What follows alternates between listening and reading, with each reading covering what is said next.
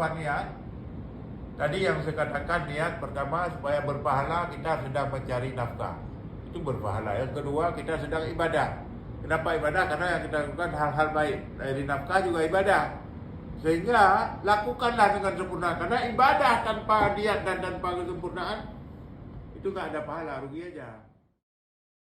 Dalam waktu dekat, kita juga segera melakukan tes uji kemampuan baca Al-Quran dalam rangka program gubernur memberantas buta baca Al-Quran.